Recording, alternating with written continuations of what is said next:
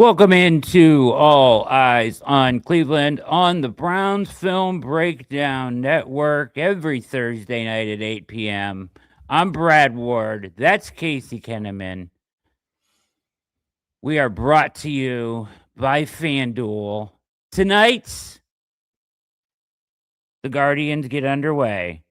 The Gardos get underway. They're out west in Seattle. We've got a line. The Guardians are 1.5 underdogs, according to FanDuel, against Logan Gilbert in a game that is supposed to total 6.5 runs. Sounds like a pitcher's duel. The Gardos are pitching Tanner Bybee, hoping to make the opening game appearance for the Gardos, kick off things in the right way. But they're out in Seattle, so if you're a Guardians fan, you got to stay up late to watch them tonight. But it's plus 125 on Seattle as a 1.5 favorite, and the Guardians are minus 150 getting a 1.5. So there's your lines at FanDuel. If you're thinking about taking a home run in this game, the odds are pretty good because the pitchers are loaded. Now, Cal Raleigh is an absolute savage, plus 280. But Josh Naylor, plus 470. Julio Rodriguez, plus 470.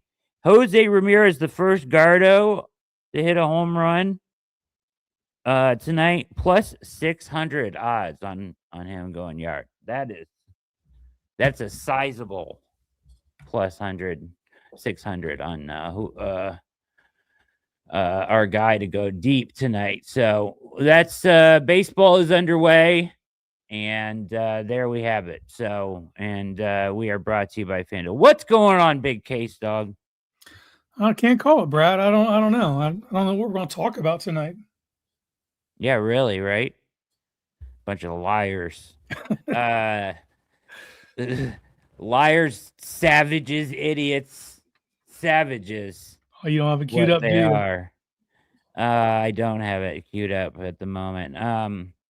So here's the article. We'll just start there. Yesterday, the Cleveland Browns and reigning NFL Defensive Player of the Year, Myles Garrett, have agreed to a modified language of his contract that became official on Tuesday, per league sources. This is from Field Yates. I read this last night as well. Garrett's contract previously called for his option bonuses in the year 2026, 27, and 28 to come on the 15th day of the league year, which was yesterday. They pushed all the way back now to a week, 7 days before week 1. So, yeah, happy opening day to everybody. Baseball. The payment of the option bonuses was also modified in a way that benefits Garrett. I still am yet to learn how that possibly can be. The amount did not change, but additionally, Garrett had $8 million of his base salary in 29 and 30 moved into his roster bonuses early in each year. So we're talking about 29 and 30 now, and yeah, so. I mean, potentially that could give them more. But they could do that then without his permission, right? Like in 29, they could turn any amount of salary into a bonus and convert it. So I really don't. This is the agent saving face, making it look like it was a deal for Garrett, as opposed to, deadline spur action. So if you push off the deadline, gives you more time. Modifications have benefits to the team, as Cleveland now has flexibility to create cap space in each year. Not really true. It's the same as it was. And Garrett benefits with the modified option payments. As far as I can tell, and from people I've talked to, not really true. The main thing here is the timeline was pushed back. Yes. Right? On the bonus. If they would have paid the bonus, that would have been more money they paid Garrett. If they and they wouldn't be able to trade him this year. But now you have until 7 days before week 1 to listen to offers on Myles Garrett. I don't think it's a coincidence that that happens at the same time they are pushing for a Yeah. 5-year pick, 3 to 5-year draft pick extension. Not coincidence to me. Didn't you hear, Brad? They're not going to trade him. They did this for shits and giggles. But then today, so today then, I saved a couple of these. So, let's take a look here at what was being said, the reports out of Berea and other reports that I have to get to tonight. Marv could be on the move for much more than what the Browns would have paid for him, it would appear. But let me get through all my gambling save stuff here.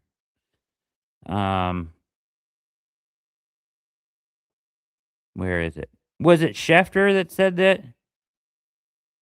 The word out of calling the Browns is there's no way they're trading Myles Garrett, was one report I saw, right? Yeah. Yeah, that's where I saw that report from. Yeah. Yeah, there's a couple of those out there. And then there's some other stuff from the guy from Spa Track had a little hit out on what it really all means.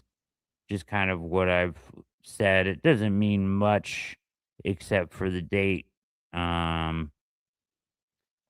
Listen, I'm in a severe thunderstorm warning right now. If you're in Northeast Ohio, there's a tornado watch and severe thunderstorm warning. So if we go out, we go out. All right. But fields. So yeah. So let's just do this. We know what the Browns are saying. They're saying they're not going to move him. But let's start with this. Would you move him? Well, first I want to start with I resent this whole situation. I resent it as well. Because in years past, for the past 2 seasons, I've had to field these questions, and I just treated it like fairy tale fan service. Yeah. You know, there's no path to trading him. There is a path now, so I have to entertain it. Yeah, it's the circumstances, man. It's like, okay, follow me here. If they were redrafting the entire NFL, true or false, Myles Garrett is the first non-quarterback taken. Probably, yeah. You need to be compensated for that. You have to find the compensation. The problem is he has a no trade clause, so you need one of the teams that he chooses to thread that needle of proper compensation. And does the proposal pass? Because that changes the landscape of how this can go down. Because I am not interested in picks for this year. This is not the draft for me to be chasing picks in the 20s. I just don't. There's not that many true first round talents in this draft. So not in this draft, no. No, that's what I'm saying. So we're pushing it to the future. Obviously, next year everyone's angling towards the quarterback. So if you can get 2 for next year, cool. The only team with 2 first round picks for next year as we sit today is the New York Jets. How does that landscape change? I'm not looking to make anything rash. I'm not trying to push this fast. I'm not, even if the proposal goes through, I'm probably not making a deal before this draft. I want 3 ones. Well, I was kicking this around. So, right. So for me, it's 3 1s, 2 2s, or a player of significance that tilts the balance for either one of those things. Yeah. If it's a significant player, I might take one of the 1s. If it's truly a dude or a 2, but that's the asking price. You look at what the Ravens in theory, we're going to give up for Max Crosby. Our starting point's above that. Anything there or equal is a no-go for me. So it's 3 firsts, 2 seconds, or a player of significance, and then maybe 2 firsts and 2 seconds, or 3 firsts and 1 second, however that works out. The equivalent to that. Yeah. Yes, that's where I'm at. That's where I'm at too. I wouldn't settle for anything less.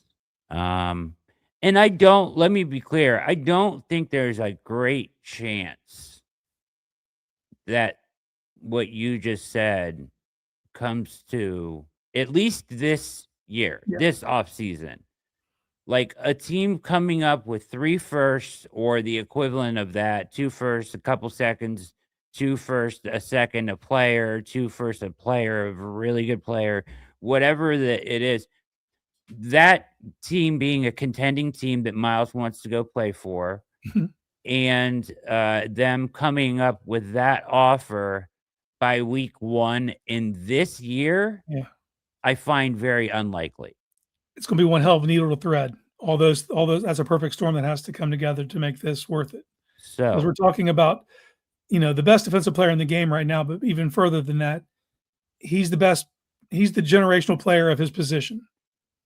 And but he's in the peak of his powers right now. And I don't see that ending in the next 3 seasons. but I wanna look at this in a bigger scale, Mhm. like, and why I resent it more now than anything. Punting. We have been operating under the guise that this isn't a full rebuild and that it's like a reset, right? And that they intend to keep the defense together, and it's like a race against time to try and get the offense to a place while the defense is still good that they can compete, right? Um, that's what I've been sold, or at least the impression given, Mhm. right? They haven't sold off any veterans on the defensive side of the ball. They haven't done anything that you would if you were actually tearing it down. Um, but in 26 or in 24, they were bad and had no quarterback. And then in 25, they really didn't try to add a quarterback of significance. Yeah, that's true. So, where is this move to move it? Now we're to 26. We're coming off 2 bad years. We changed coaches. Was there any rumors about them sniffing around quarterbacks? Was there anything about them making a move to a big swing move to try to propel them forward? No. No. So, are they now halfway into the process, realize they're not getting there? They're not gonna get there, so now we should sell him off? Because you've already wasted 2 years. Mhm. Those are all fair questions. I mean, to question where they're at as an I'm organization baffled. right now based on their actions. Yeah. Everything's based on their actions. Because you're right, they hadn't sold off anything to this point. So it was like, okay, we have an elite defense. We can just play adequate on the other side of the ball. You squint and you might be able to see them be a competitive team. But are they questioning their own theory themselves to get to this point? And all of a sudden we're hearing Denzel That's what Ward's I being think. shopped, Myles Garrett's being shopped. And one thing we didn't talk about with Myles Garrett, and this is paramount for me, I am not getting rid of Myles Garrett unless it gives me the ammo to go get a franchise quarterback. A quarterback. I If said it that the last night. that's the if that doesn't happen, then what The only then thing. it's the only reason you would do this. You're not Only doing it thing it's just to worth. do it, just to because he wants out or because you want to get picks there in the 20s. Because all the teams he's proposing that he wants to go to are going to be You're teams that getting pick in the 20s. picks in the 20s. But enough of them with your own, Mhm. and you can get The right year. It's all about, being bad's not enough. It's being bad in the right year. And then having that ammunition, and I know everyone's pie in the sky right now about the 27 quarterback class. They were the yeah, same way about the 26 quarterback class a year ago. So you yeah. can't bank on that. You know what I You mean? can't So bank on it. You can hope. yeah. Um, I just the question for me is, what really is their plan at this point? If it was never to poke around quarterbacks this year or last year, really, of any significance, if they're never really gonna present Myles with or us as a fan base Yeah. with any kind of a realistic solution to this, besides, let's see if Shador can figure it out this year. Yeah, and he fell in their lap. That wasn't the plan. That wasn't the plan. You know what I mean? So, like, and this makes that whole quote a year ago funny when they were like, when Myles said that AB told him his plan for quarterback, and that's what sold him. That sold him. Say, Flacco? he said, for 4 weeks? Wait until 2029. I don't know. So what? I mean, what really is their plan? Like, because I was, as much as it may look stupid, I was at least bought into the idea that, hey, they're going to try to turn this around in time for Denzel and Myles to matter, and Grant to matter. Mhm. I can get behind that. I can root for that. But if you're not going to do any damn thing, then where's the sense of urgency to do that, right? Where is that? Because right now, I don't see it. If it's to wait, like, so they said this last night. What is the one way that Myles ends up riding off into the sunset, happy as a Brown? In 27, you fall ass backwards into a quarterback because there's a bunch of them available. Maybe you trade back this year, get a 27 for next year, use that your own pick, and you get up to a guy, one of 4 or 5 guys, hopefully, that are decent. That guy becomes good enough for you to compete in a down division. You get a home playoff game, you win one game in the playoffs, and that's a huge deal around here. While it's not competing for a Super Bowl, it still would be somewhat riding off into the sunset if they could stay competitive for a couple years as they go to the Dome and Myles fades out of relevance. But Damn, that is what, talk about threading a needle. Oh my God. Yeah. So what's the plan, Andrew? Jimmy, what's your plan? So do you think that this was all proposed when the firings were happening last year and they were making their decisions to hitch their wagon to AB? That he laid out this grand plan of trading off Myles Garrett and Denzel Ward and using building the war chest back up like they did in 2015 and 2016. You know, that's so MC says if they're planning a rebuild, it's a 3-year process minimum. My problem would be is it feels like we're 3 years in already. And not making them, yeah. So are we saying it's 6? Yeah, it would be. Well, I mean, if we're being real, like rebuild would imply something was built in the first place. And I would say that in the NFL, it should only take a year. We see teams turning around in a year all the time. Yeah, how many worst first teams were there last year? Yep. I mean, there were multiple. You know, teams that were last in their division, made it first, went to the playoffs. One of them went to the Super Bowl, for God's sakes. Yep. You know? Brian Cassidy says, I think the Browns were hoping to do something. Plan versus reality. There's no QB option available. There was one. There was a couple that I would have taken over what we have. Yeah. I would have taken Marcus Mariota under Monken. I would have explored plenty of options. I would have kicked the tires on just about anybody out there. I'd still be trying to trade right now.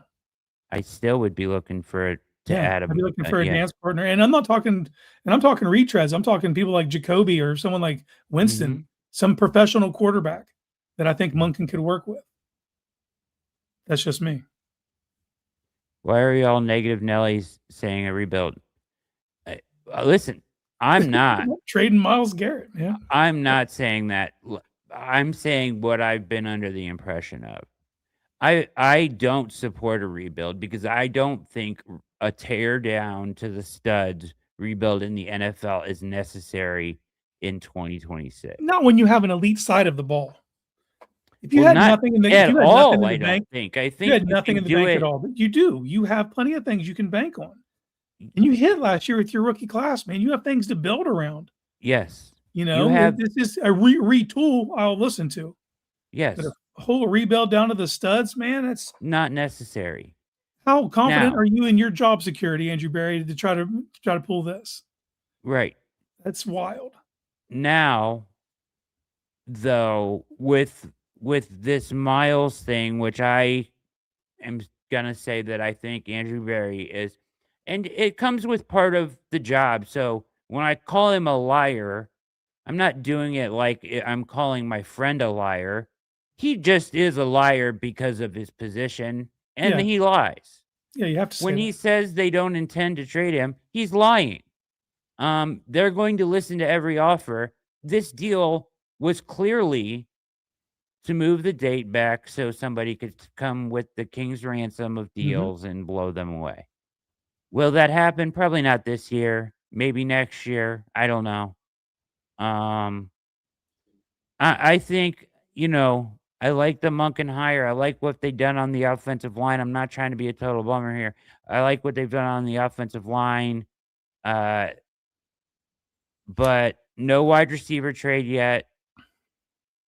Speaking of, the guy that they were almost in a deal with, Marv Harrison, is going to go for what sounds like a first and the third to who?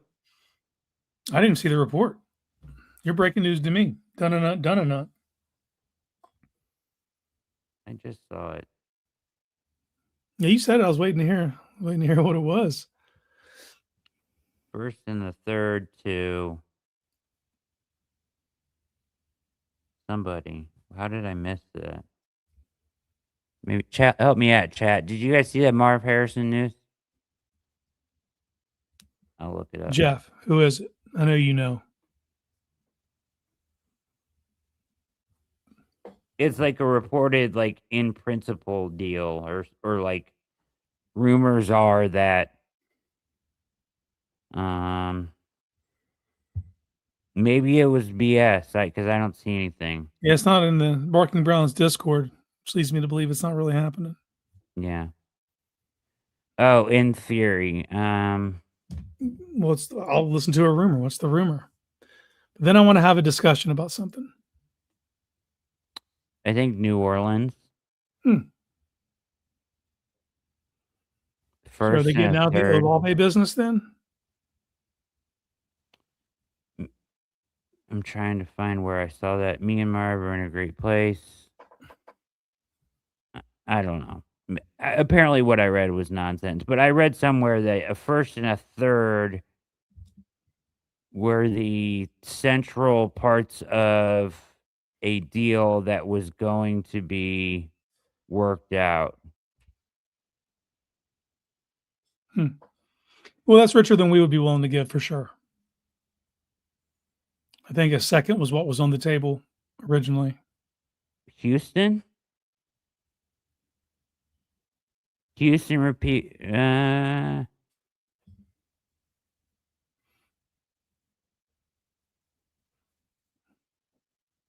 That's an absurd trade. These are just people talking. I apologize. It's that time of year. So there's nothing really in theory there, but there's rumors about a first and a third for him, which is a lot richer than what we were going to pay at 39. I want to go down just a hypothetical path. What do you make of this defense without Myles and Denzel? With them, they're elite. That's an elite defense. There's no way to argue that it's not. Without them, they're probably still at least middle of the pack, right? On defense? Middle of the pack, yeah. I mean, taking Myles out of it changes everything. Oh, it changed. Yeah, absolutely. I do. He's the generational player of his position. But I'm just wanting to say, if we're going to go down that path, what does this defense look like Yeah, without? it's still middle of the pack. I mean, I think that Jake made this point last night, and I'll just bring it up because it's pertinent right now, that going with who they picked as the coach, an external guy that's more about disguise and this and that, and not somebody that's straight up. We're not just trying to win because we have Schwartz. the better players, and this is what We're not straight up following the Schwartz mold. Mhm. Might be another breadcrumb on the Garrett thing. Yeah, well, and the rumor was that Garrett had not met with the organization since Monken was hired. So his representation met with him yesterday. Bruce says bottom third. I don't know about that. Maybe. I mean, I would have to see it. I think they have good players. I'm But just saying, the question for me is, though, if you're trading Myles, are you trading Denzel? Are you trading Grant? if you trade Myles, you might as well trade Denzel at least. That's my Older, point. more of Like, an injury history. I would hold on to guess Grant for another I year. guess I don't mean to be negative because I am the one supporting the idea that the Hail Mary can be completed and the Browns can be good in 2027 somehow. But this is not part of that equation for me, I guess. This is like lending ourselves to being good by the time the dome's built. Yeah. Yeah, their timeline's different than our timeline. Like if this is the move they make, they're not trying to be good in 2027. They're trying to be good when the dome's built. They need to be good the year before the dome's built. And to me, you've already wasted 2 years. Yeah, 100%. So Pillsbury have a if job. it's a rebuild now, you're already halfway into it. You can't pivot to a rebuild halfway into sucking for 2 years.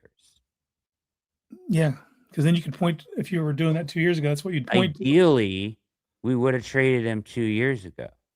Yeah, Then. yeah, and not just That's where re-sign I them. fail to see the direction, right? Directionless, rudderless is what they Rudderless. landed here somehow, and they are confused by their position in this whole thing, and are now trying to pivot out. Yeah, Jeffrey, I'd take Marvin Mims. I just want to see I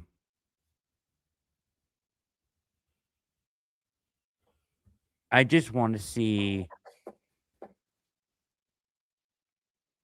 a trade for a receiver. I want the offseason to feel like they mean it.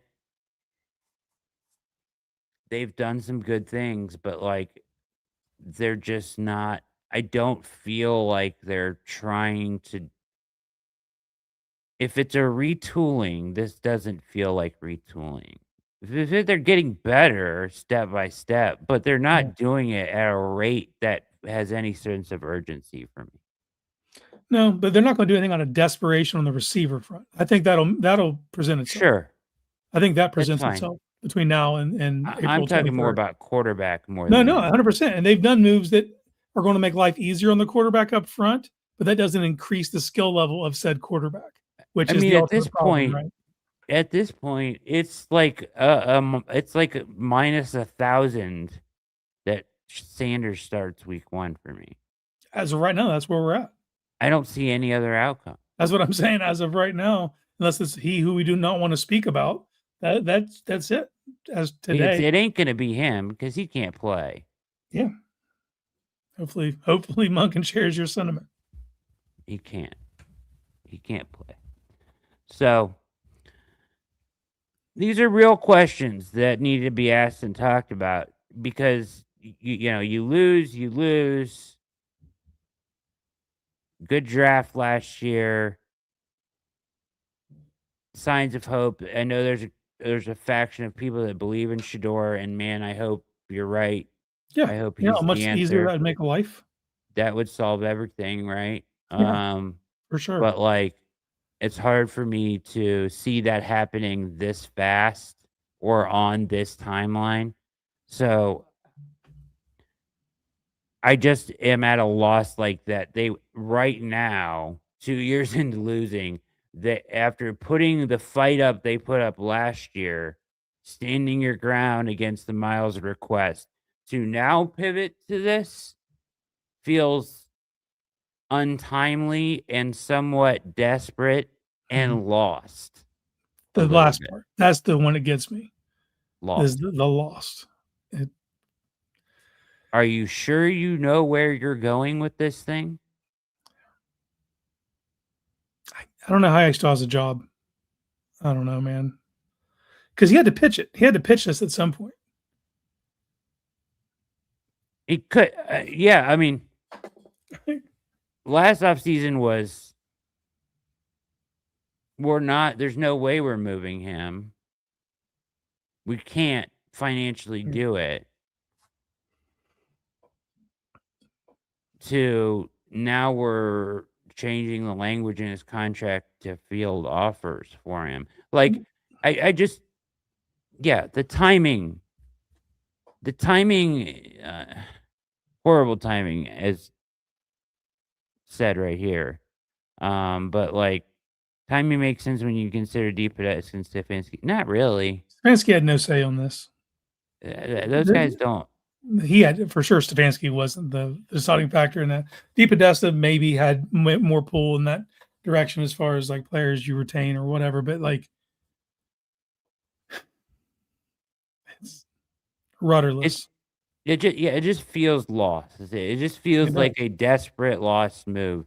I hope I'm wrong. I don't think it gets done this year, so you can still salvage it with That's good just play. it. All this is set up, but maybe no one threads that needle and is able to compensate. Yeah, it may never matter. But I'll say this: I definitely feel like he's not going to retire a Cleveland Brown. I think that's gone now. I think the only way that happens is if it does the picture I painted earlier, where they hit the quarterback. You hit the quarterback straight out of 27. He's good as a rookie, or good enough as a rookie to get you in the playoffs, and then you're competitive moving forward. That's the only way I see it working out. You're right. But like, I mean, do we trust them enough to say, hey, get that quarterback right, get the assets right, be in the right position I mean, you could have the quarterback this year if you don't win 2 meaningless games. You know, it's. Yeah, I believe in him. Can they get any of it right? Because so far, they've gotten some of the drafting right, but like, can they get it right to a point where like you draft the right quarterback, and then, you know, knowing the Browns, they would get the right quarterback that could turn it all around, and then you need the defense, and then you sell Myles off next offseason. Yeah. Like, who knows? They don't do that, right? Because they don't appear to have no direction or plan, which is what scares me. Anyways. All right, so you're not worried about the wide receiver trade thing. You think that'll come at some point? Yeah, man. Just how we heard rumors about Marv, like that. As we get closer, deadline spur urgency and spur action. As you get closer to the draft, things will start moving in that direction. Receivers, the one position that gets traded. Good ones too. Around the league, you good luck getting an offensive tackle, but wide receivers, they become available. I think at this point, if I'm the Browns with pick 6, by hook or by crook, I'm trying to get a 27 first and going back. I don't think you have an option. No, I mean, you need a dance partner, obviously, but what you need is momentum for certain players heading into the draft that fall right into that spot. I mean, really, if you want to have a direction, anytime in the near future, it requires them somehow getting an asset in the first, an additional asset in the first round of 27. Yes. That would show me that they at least have some concept of direction. What's in front of them, yeah. There's a plan in place. We're going to get our quarterback in 27 somehow. And if you have to give up Myles to get your quarterback, that would be such a sad thing.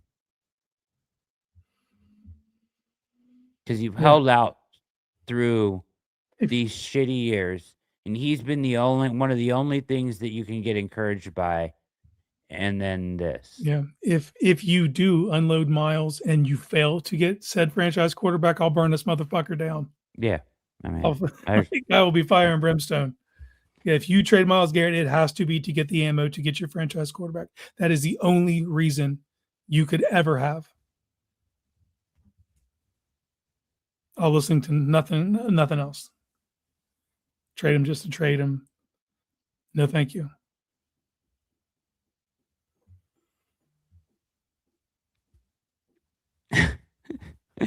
Heather's fantastic. That's awesome. Good Plugged stuff. in. Yeah. Look at Chris. Shoot or shoot. You know what I mean? Yeah. Yeah. All right. Yeah. So that's where I'm at with 6, though. You got to find a way to push it back. All right. Real quickly before we get to tight ends. Mm-hmm. Tonight's tight end night, ladies and gentlemen.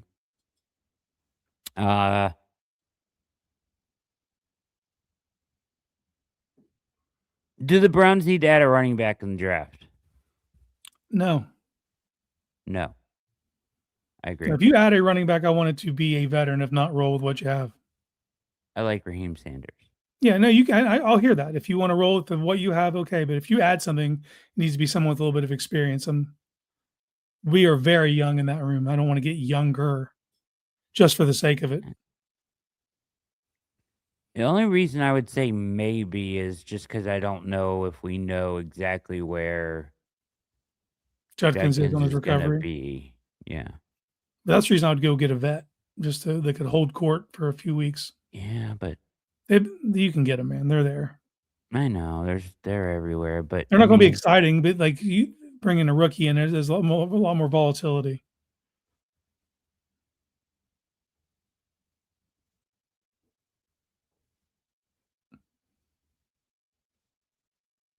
Who says we're not doing that? Why not just get players and build a team? There's no guarantee that the player you want is there next year. Yeah, we know that. I never said that there was. I mean, that's what they have to do. But your quarterback is not in this draft. You mean about pushing the draft pick? He means about push the draft pick into 20. Well, there's no quarterback. At some point you have to have a quarterback. There's no quarterback in this draft for you. No. So that's why you have to push the asset forward. The likelihood of 4 or 5 guys, you might not be there, but you're giving yourself a chance. Right now you have no chance unless Shedeur works out.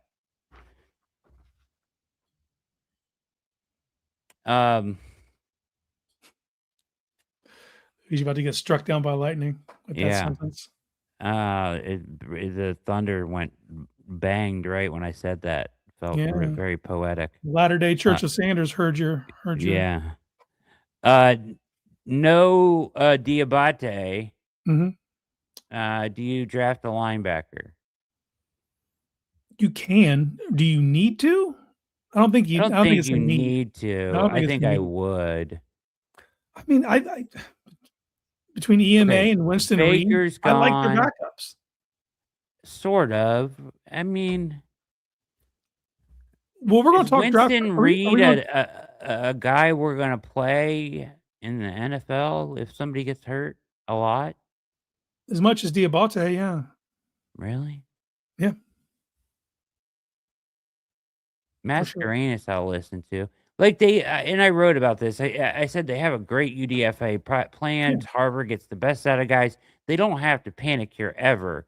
But I think that you have enough draft picks that you could take a guy. I think it's okay to make another investment in a good linebacker in like the 5th round. Yeah, he'll make it to the 5th, but I have one. Yeah, I have a couple guys. I wrote a whole article on it.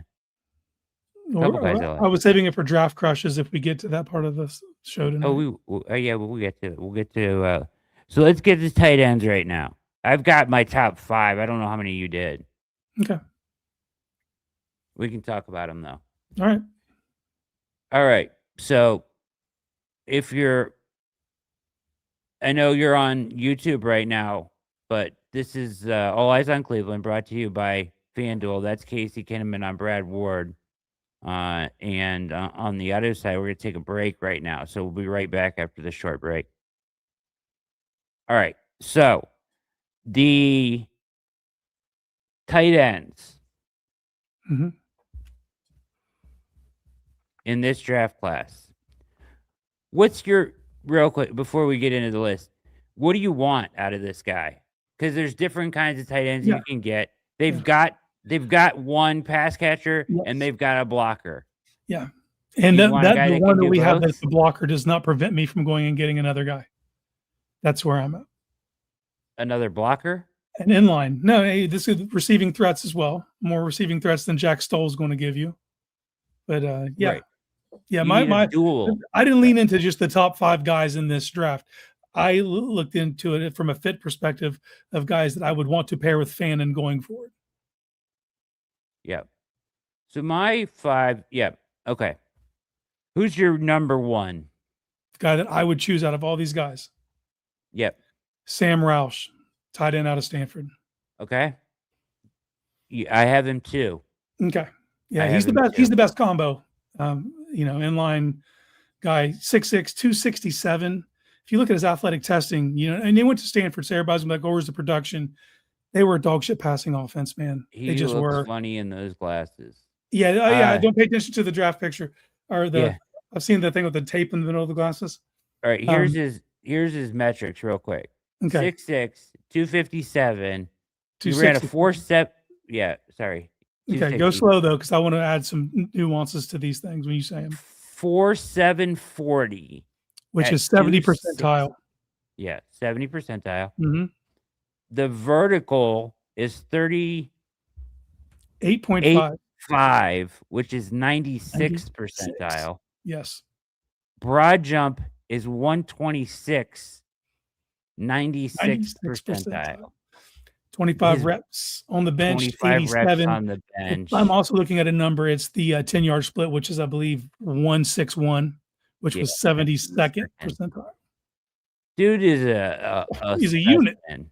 Yeah, he's a unit, man. And if you just look at what he does, even if we're talking about the dirty work, like as a blocker, man, he's a dog.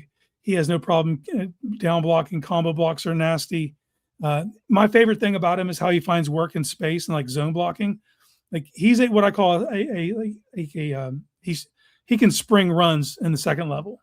He's a guy that can take a run that would only go for 4 yards, and it's the reason it goes for 13 because the way he finds work in the second level.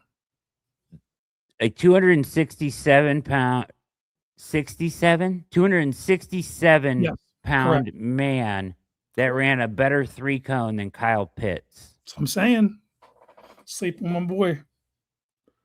He was a Stanford blocking, mess you up tight end, but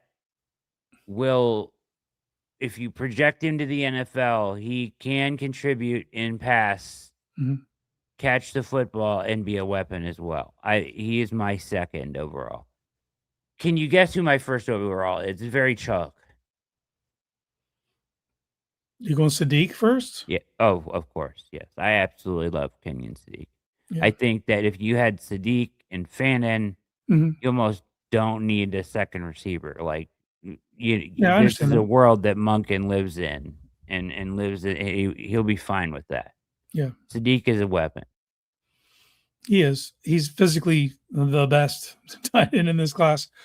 You'd have to put it first to get him, though, and I just don't see that being an option. Yeah. I don't think it's an option. I'm just giving you my top 5. Yeah. I didn't do it that way as far as top 5 in the draft. Just okay. I did it as far more of a fit thing and value thing, actually, because I think Roush has talked about so Roush is a 3rd round pick more than likely, right? Maybe a 4th. Would you take him in the 3rd or 4th? At 70, that's the question. Because you had that by 107, I don't think he's there. I might. 70, I'd take him. I think, dude, he's a dude. I look at him. When I look at Sam Roush, I look at him the way I look at a George Kittle. Yeah. Like, in 3 or 4 years, we're going to be looking like, how'd this guy get to the 3rd? Well, because their passing offense at Stanford was dog shit. So you're not looking, if you're looking at his stats, you're going to miss it. But I think his floor is like Dawson Knox and his ceiling somewhere up around Mark Andrews or Tucker Kraft. Like, pair that with Fan and see what happens. Yeah, I agree. Big fan. All right. So I'm with you there. He's 2 for me. He's 1 for you. Mm-hmm. Who's your second favorite guy? There's this is where it gets sticky because I got two guys that are like side by side for me. I got Delp and Jack Endries. Like for me, they're the same player. I think Delp's going to go higher because of his testing numbers. So I would like probably Delp that much. yeah, I think he's going to be a dog. He has more to work on as an inline though. He's willing. He's narrow. Here's the problem: is so you're looking at all these tight ends. All of them now are like 6'5", 245. They're all around 245 pounds. A little light in this, like I prefer Endries over Delp, but they're the same player to me stylistically right now. I think they'll both be seam monsters. I think that Delp needs more work through contact at the second level. He can get thrown off his route easier. But I see, like, I look at Endries and I think that kid could be Zach Ertz, you know? So to me, they're the same level to me though. I think Delp will get pushed higher because of testing numbers. So I would lean Endries out of Texas. All right. Cal transfer. So if I go Sadiq Roush, my third is I'm trying to kind of like stay in that Roush neighborhood of a dual guy. Mhm. And it's the kid from Notre Dame, Raridan. Yeah, me too. He made my list. Yeah. Love his game. The two ACL injuries to the same knee hurt as far as I think it pushes him down in the draft. So he's my day 3 flyer guy. I think, yeah, he's early day 3, I think, if you get. Yeah, no, I agree. Look, if he doesn't have those two ACL injuries, we're talking second round pick. Yeah, I mean, I think that's who he is. Also, a dog blocking. Yep. Like great blocker. I like the guys that are born of the college inline. You don't have to teach them that. They're gonna come in and block and do that, but they also have the potential to become this weapon. You know, when they get you talk about measurables, you're right there with him. He's 245, so it's different, but they're all 245. Yeah, I know. It's weird. If 4.6, 240, a 1.6 10-yard split, a 36 vert. The broad jump is 123, 90th percentile. Benches 20 times. I mean, he's a man. He's a mammoth. And I think he will be a great dual guy. Yeah, he wins contested catches. He finds voids in zone. He blocks his ass off. Yeah, he's a dog. The only question is, and then those knee injuries, I think we're in 22 and 23. Yeah. So we're a little bit past it. We're somewhat clear of them. Knee. So are your doctors comfortable with his medicals? Because I'm comfortable with his game. And if you tell me you got Eli Raridan, I'd be pumped. Yeah,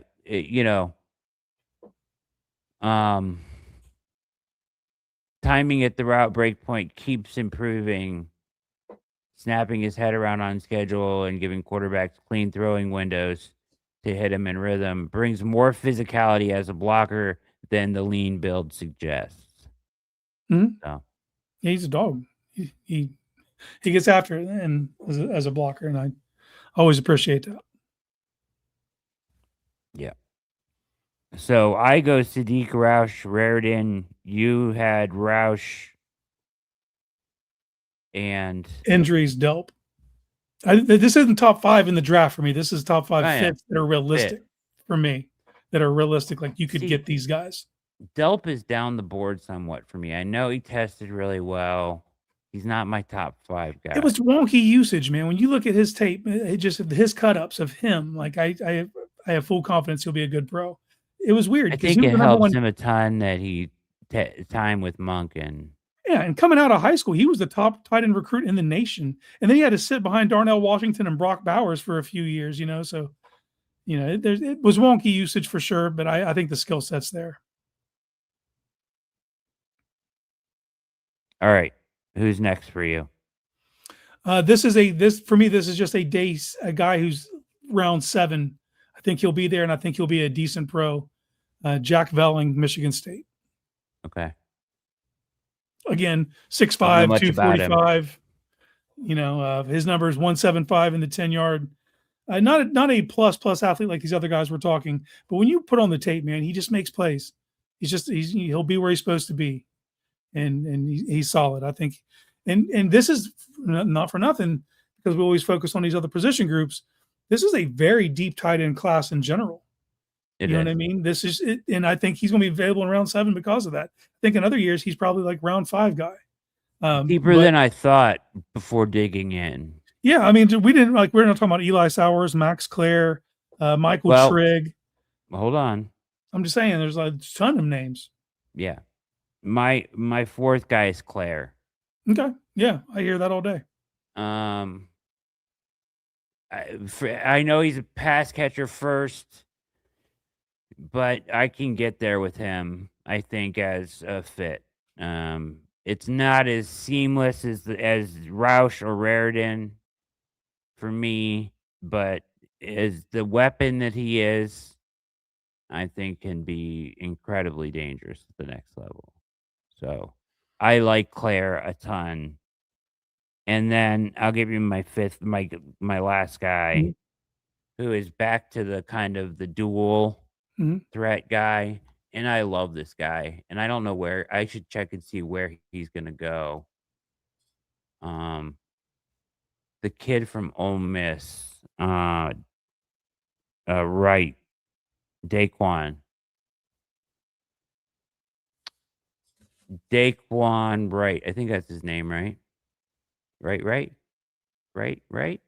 Hold on here, I'm looking. Daquan Wright. Yep. Give me the breakdown on him. 640, 246. Ooh, got him by a pound. He's a 6th round projection. I think that's low. I think he'll go before that. I mean, he was legit my 5th favorite guy. Right covers ground like a big receiver, not a traditional Y. That kind of athleticism paired with his catch radius and ball skills makes him a real weapon in the passing game, particularly on play action shots and crossers where he can use his build-up speed to blow past linebackers. His receiving grades across all 3 levels of the field are solid, and the year-over-year jump in production tells you he's getting better, not just getting more opportunities. The problem is what happens when between the whistles when they don't throw him the ball. His blocking tape is hard to watch at times. The effort fluctuates too much, and his technique reverts to lazy shoulder blocks and half-hearted engagements far too often for a guy who wants to play Y tight end in the NFL. So, I mean, I see him crush people on blocks. Like, the frame is there, the build is there. It's like the consistency of that of him dedicating himself to that. I wouldn't have written it that way, the way they did. The way they phrased it, yeah. Like an effort thing to me is more of like a, I guess maybe like he needs to pay more attention to that aspect of his game. But like when he wants to, he moves people. So for me, it's not a stretch to see him as a blocking guy. I don't know. I have him 5th. Maybe that's it's his inline multi-role tight end. Yeah. That's what we need. And just further on names we're not discussing here is Justin Jolly, NC State, Joe Royer, Cincinnati. Jolly is so fun. Tanner Kozol, Houston, Martin Klein, Michigan. I mean, there's a lot of dudes. This is a very deep draft, and I don't know what the record is. If anybody out there does know this, what's the most tight ends that's ever been drafted in a year? Because they have to approach that record this year, I think. You got to think so. I would think so. It's a good year. Go get you one. Preferably Sam Roush for me. Please and thank you. 60 catches for 1,205 yards and 14 touchdowns as a senior. Let's lighten it up. One right. Let's lighten it up. Straight up. 4.55 40 at 246 pounds. guys are all kind of freaky, man. Yeah, this is a great year to go get you a tight end. Anybody else you want to mention? Jolly is a fun one. I mean, he strikes me as almost like the Fanon. Yeah, he's like I'm not saying there's a lot of Fanons, but there's a lot of guys who are that Swiss Army knife type guy in this draft at that position. Somebody in the chat mentioned right up at the bat they thought Stowers was the best pass catching. He's up there. Yeah, he's up there. Yeah, he's up there for sure. He's legit, and he's got freaky testing as well. Like he's a freak for sure. But because you've already hit on Fanon, I don't think you want to double down on that exact role. If you can get someone to complement that, it lessens your need for weapons because you can operate in 12 without being at a disadvantage. All right, so I want to, before we go off the audio portion of the show, I want to get to our draft crush so far. By the end of this, we'll have a draft crush list, and I'm going to ask you to rank them.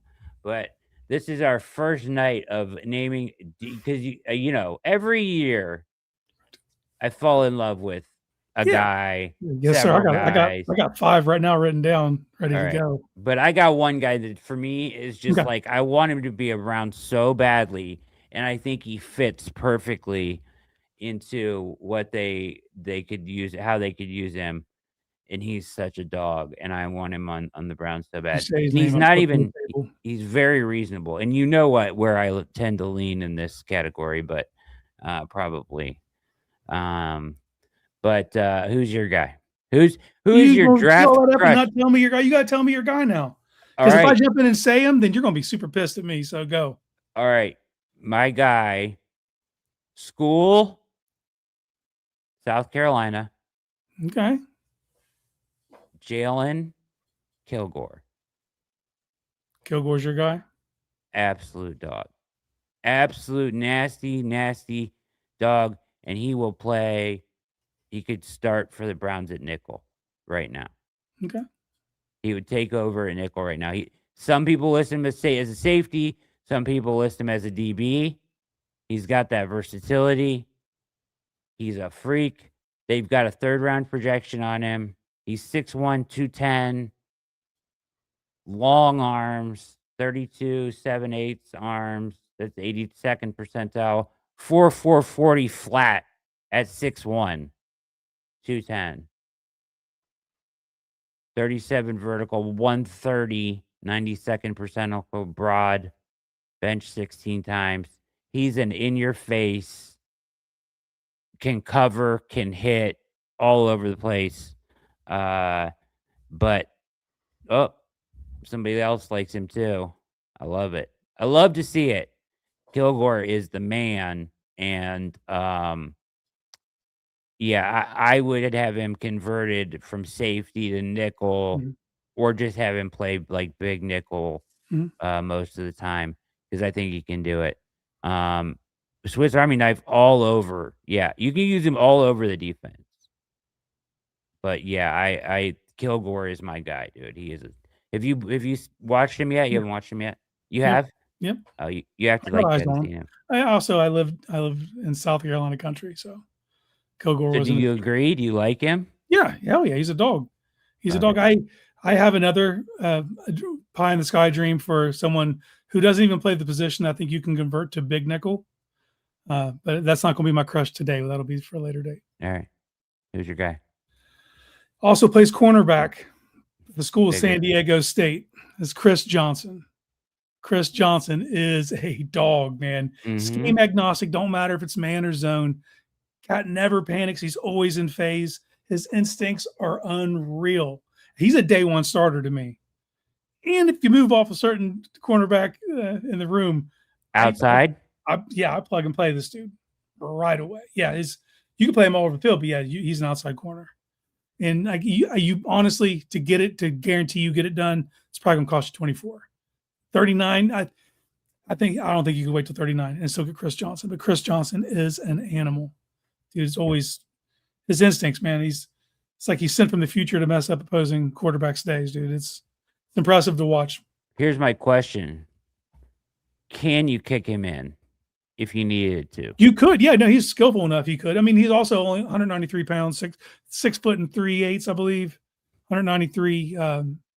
So he's because I like him. There's no question. I like him. He's Chris a dog. I don't know, man. I see him as he could be a premier outside corner in this league. Yeah, that's the way I see him. How did I know we were both going to go DB? I don't It's know. just so it's so easy to fall in love with Kilgore's DB. name because I like Kilgore a great deal. Yeah, I like Johnson a lot too. I gotta take a closer look at him. We didn't plan that, but yeah, we've already burnt some. Let's be honest, because Roush is one of mine as well. We've already burnt that. We've already talked Mekhi Lemon. Like that's for me. That's where he remains wide receiver 1 for me. I don't give a shit about any of the weird serpentine press conference interview things.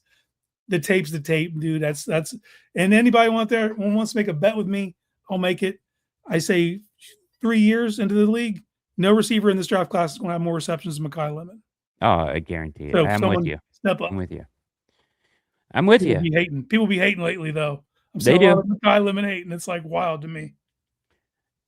You know what, Jeffrey? It's odd for you to have a draft crush as a center, but I like Jake Slaughter a lot too, and I took him in my last mock because I think that he could start day one. Day one starter at center for the Browns. No? Yeah, Jake Slaughter. I would add Connor Lew to the list of guys that I would take right away and be like, okay, you're the starting center for this team. Yeah. We'll probably cover less offensive line. We did the tackles, but there's really no need to go. Yeah, no need. I have one that's a draft crush, but I don't think it's realistic. Yeah. He ends up here and he plays guard. Yeah, but I'm a. Heather asking, Barry will make over under 2.5 trades on draft night. Under. I think the trading back's going to be on the menu, boys. I think I do too. But I'll have it at 2. I'll have it at 2 trades. He'll trade back from 1 to get his whatever, hopefully to get a 17 first. But maybe not, maybe a second, whatever. He'll trade back probably out of 6. But I think it's just the kind of draft where if you're the Browns, it's like I'm somewhat comfortable doing that. There's 3 good wide receivers. There's more than 1 good tackle. There's no like elite one that's better than the rest that you can take at 6. There's different avenues I think you can go. Yeah. And that's why I'm somewhat comfortable with it. It's the player that you're rooting. What player are you rooting for to fall to make that realistic? If like someone comes up, I would be happy with Cooper at 24. No, I'm saying as far as you need a dance partner to come up to 6 for you to be able to trade back. Correct. But I'm just saying, like, if you don't get one of the top 3 wide receivers, I'm fine with Cooper at 24. Yeah. If you don't go receiver early, like at 6, or I want to double dip though. I even like Boston a lot. I would take him. Malachi Fields is my guy. Fields is good. You want to get him in the second? I'd be obliged. Yeah. Give me Malachi Fields. I like Boston more and more I watch him. So I like Pons a lot too. Mm-hmm. He's kind of all over the place in mocks. Yeah, it seems they don't have a beat on him yet. But he feels like a nickel to me. He's scrappy. He is scrappy. It's a scrappy guy, man. All right. So if you're watching on the audio side or listening on the audio side over at Brown's Film Breakdown, we're going to say goodnight. If you wanted to see what the rest of the show entails, pop on over to YouTube and watch us. If it's up, the video is there. It lives in infamy on YouTube. We ain't taking it down. So hop on over. Thank you for being a part of Brown's Film Breakdown. Thank you for watching a replay, listening to the replay of All Eyes on Cleveland. I hope you enjoyed. For Casey Kinnamon, I'm Brad Ward. This has been All Eyes on Cleveland on the Browns Film Breakdown Network, brought to you by FanDuel. Have a good night.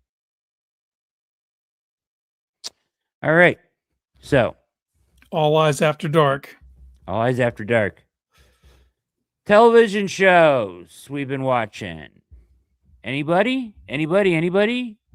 Anybody? Oh, hold on.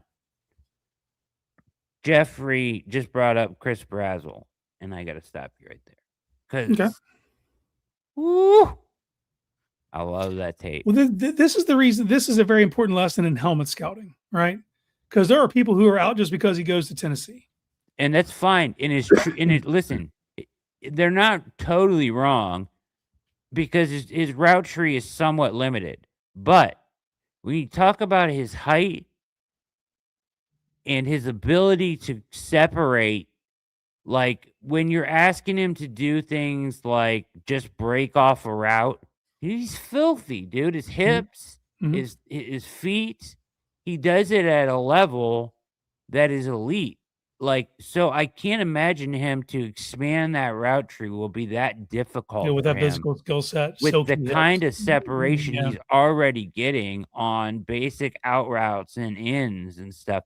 He just has the ability to snap off routes that create such separation, and he's got such good size and speed for And man, he's I going to think be he's the most available at 39 more than likely, right? yeah, I Like, think so. that's the guy who could possibly, if you're going to double dip, that'd be a Kind of reminds me of like Brian Thomas Jr. a little. interesting. Yeah, Jacob hit me to Brazzell at the very beginning of the college season. Whew, like him. But you have to preface it like, I know he's a Tennessee receiver, but listen. Then you know what I mean? You have to make the case because people just helmet scout. You're right, Heather. That's what I'm saying. The way he gets out of breaks is not normal for his size. Is just it's a freaky thing for me. So, yeah, I'm there. What is this? Brad's living in the pastime machine ward. LOL. What? What? When was I you lo- living in the past? I missed it. I don't know. I missed that too. Come on, chef, let me in on the joke. I want to know. I missed that. Maybe because I was the way I was talking about the show. Oh, yeah, calling it a replay. Yeah, maybe that's it. Um, yeah. So, anybody? First of all, Heather, have you continued to watch the startup? Jeff, have you continued to watch the startup? Let me know. Go ahead. So I was, we went to North Carolina over the weekend. We had this Airbnb, and like we went when I walked in the door, Netflix was already on, shut, and it was like the menu screen, and the show Bloodline. that it was on was the startup. Oh, Like it was like flashing, like it shows you should check out. nice. You know what I mean? I was like, oh shit, they're trying to get people hip to it. Yeah. I keep hearing about Pluribus. I've got to watch it. That's a great call. I got to watch it. Daredevil season 2 dropped last night, or the second part of the season. And Jeffrey pointing out the boys The final season. boys, yes, sir. April 8th, I believe. That's coming. That will get my full attention when it comes out.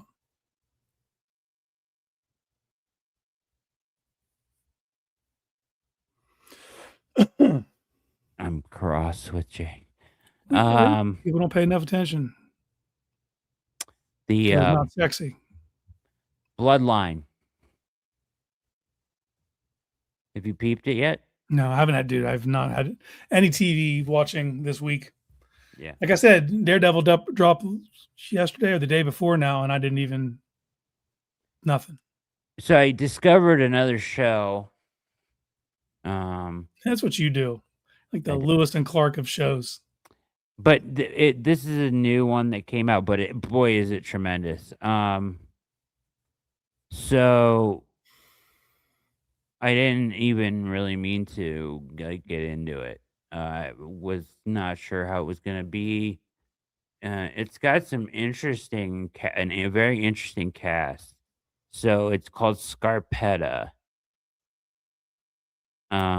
It sounds familiar. What? Yeah, it's on Amazon Prime. I'll tell you who's in it, and it's interesting. Real quickly, but it's The cast. Okay, so Nicole Kidman, obviously, right? Um, who is timeless, right? She is the Forgot you had a thing for her. That's my bad. she is timeless. Yeah, she's came up before organically during the show. But she plays Kay Scarpetta. She is the what do you call it? The chief medical officer for like the detective unit, Okay. right? And the guy that plays her husband, interestingly enough, in this is Simon Baker, who was the mentalist. Do you know Okay. what Yeah, I I'm know talking who he about? is. Okay. Yeah. Jamie Lee Curtis is in it as her Yeah. sister. Do you know who Jake Carnival is? Yeah. Yeah. Like him a lot. On a carnival. Yeah, he's good. No, not him. Bobby. Bobby Carnival. Bobby Cannavaro. Yeah, Jake dark is haired his dude. He's son. hilarious. He can Yeah, play a villain. He was in Old Dads with Bill Burr. that's He's good right. every time he's in something. Yeah, he's very good. So he's in it, and then I don't know who Ariana DeBrose is, but she's in it too. She's very good. But it's a serial killer thing where she was in this town, right? And she was like the first woman, whatever. She works with Carnivale, and Baker is an FBI agent. Carnivale's the detective, and she's the medical examiner Mhm. chasing the serial killer back in like 20 years ago. For whatever reason, she has to come back to town. She, Jamie Lee Curtis plays the normal nut job in this, and like, so she has to come back to town to like take care of her niece, who's Jamie Lee Curtis's daughter, basically. And she's there, so she takes the job that she had 20 years ago. And there's a case that comes up that brings into question who they convicted 20 years ago. Okay. It's like the same character. So they have like the younger version. There's somebody that plays like the younger version of them, and then them now. Okay. And it's like it's excellent. Very well done. It's on Amazon Prime. I got it written down. Amazon Prime. Yeah. So you said Jamie Lee Curtis. Do you remember the show when we were growing up? It was called Murder, She Wrote. It was on TV. So they're doing a remake of it, of the movie version of Murder, She Wrote, and Jamie Lee Curtis plays the main chick. I didn't like Murder, She Wrote. I never watched it. I'm just saying it's happening. Yeah. My grandma did. My grandma loved some Murder, She Wrote, bro. She'd have been pumped. Jeffrey Task. Timeout. Great show. They announced season 2. Season 2. They announced season 2 of Task. And I can't.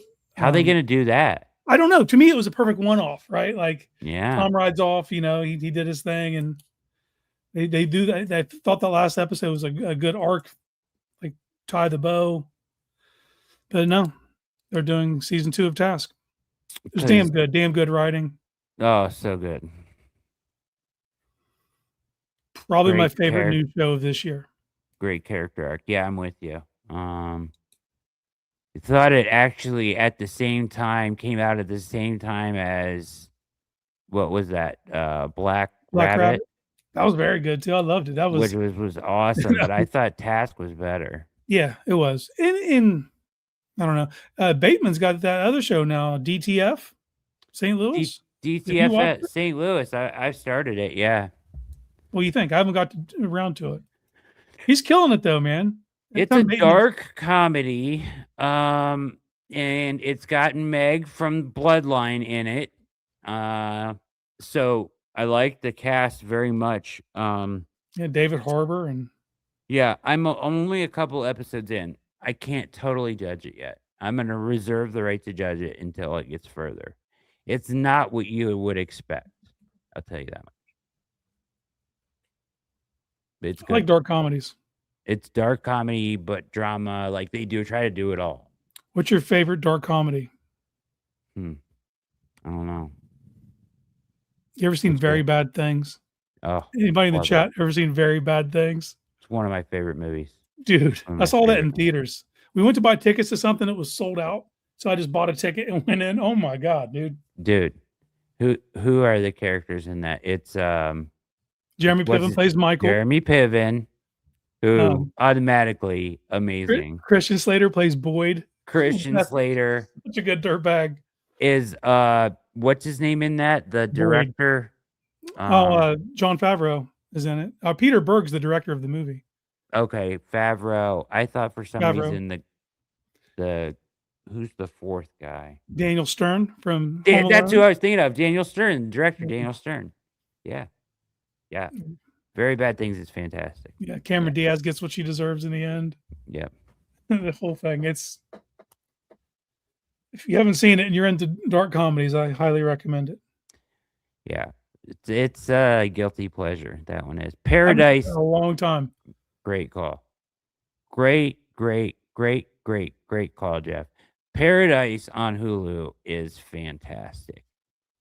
First season was good. Second season is even better. So, do you know the premise of the show? No, is this the one that could be confused? Getting very popular right now. Yeah. It could be confused for like a chick flick type thing. A chick? No.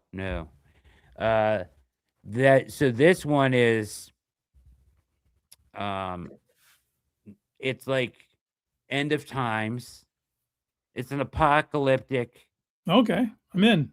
Okay, but like the richest people in the United States, they know it's coming. It's like a meteor or something like that. They're hip to the things about to go down. So they're hip to it. So they get the smartest scientists, the technology. They build like an underground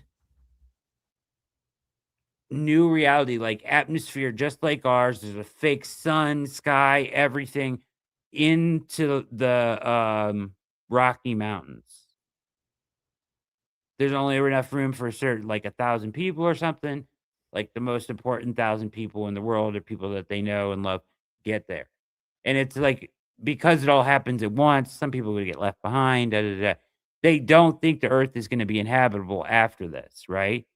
So they live for like 3 years under there, not realizing that after like 3 years above, people have survived in their own bunkers and things like that. And now the air's breathable again.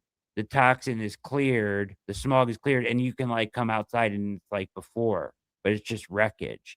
So there's this whole society going on about them. But the main character, the whole point is his wife got left. He thought she was dead, and he gets like a radio signal, and you can hear her out there. So like he goes out there in season 2 to try to find her, like in the mess of what's left of the world. It's fantastic. All right, yeah, I had know nothing of it. That's awesome. I don't have Hulu right now, but Paradise. Add it to the list.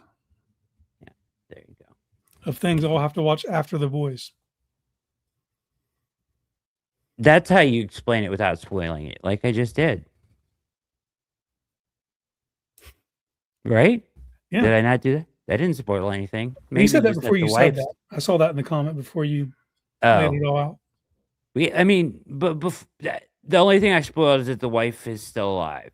But that's like the smallest of. There's a spoiler in every episode. Yeah. It's tremendous. So. MC, stop it. MC likes them thick. Just know this. Oh. Oh boy.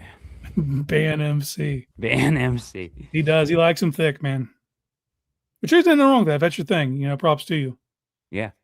But he be trying to get pretty girls to gain weight. That's his thing. That's weird, man. That's weird. Pretty girls to gain weight. I ain't gonna judge. I don't judge, but yeah, you're into what you're into in life. You know what I mean? Yeah. Life's too short to not be into what you're into. That's for real.